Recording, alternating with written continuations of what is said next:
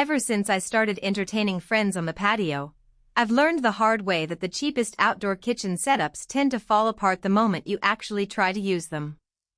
A cheap metal table with a makeshift grill and a plastic cooler will hold up long enough for a weekend barbecue, but once you start cooking for a crowd or need to keep drinks cold while you're grilling, the whole thing turns into a scramble.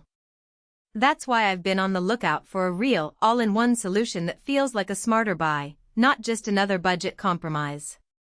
Link is in the description if you want to check the product details on Amazon. When I first saw the Mont Alpi Premium 145-inch Deluxe Island, I was immediately skeptical. It's a massive piece of equipment. Think of a full kitchen island you'd find indoors, now moved outside, complete with a built-in refrigerator, a 4-burner grill, a sink, and a rotisserie. The idea sounds almost too good to be true for a backyard, especially at a price that isn't in the realm of boutique custom builds. I spent a couple of days digging through forums, watching a handful of unboxing videos, and reading through the spec sheet to see if it truly lives up to the hype or if it's just another oversized gadget that will sit under a tarp after the first season. First, let's talk about who this island is actually for.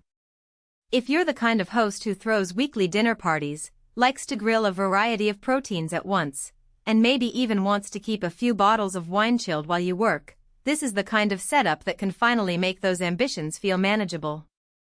The built-in 110-volt refrigerator, yes, it runs on standard outdoor rated power, means you can pull out a side of steak, a salad, or a cold beer without hopping back inside. The 32-inch, 4-burner stainless steel grill gives you the real estate to sear a steak on one side, smoke a brisket on another, and keep a batch of vegetables cooking on a 3rd burner, all while the 4th burner can act as a warming zone or a spot for a side sauce.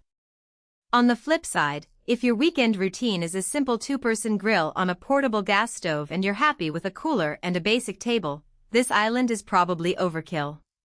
The footprint alone, 145 inches wide, needs a fairly generous patio or deck.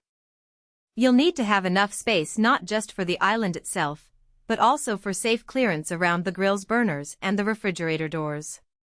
If you live in a small courtyard or have a tight layout, you'll end up fighting for room, and the whole convenient promise turns into a logistical headache.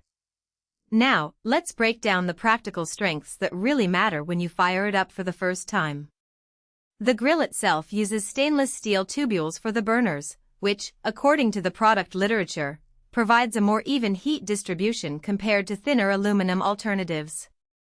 On my first test run, the grill reached a steady 450 F in about 10 minutes, and the temperature gauge on the double-lined had stayed within a 5-degree range despite opening the lid several times.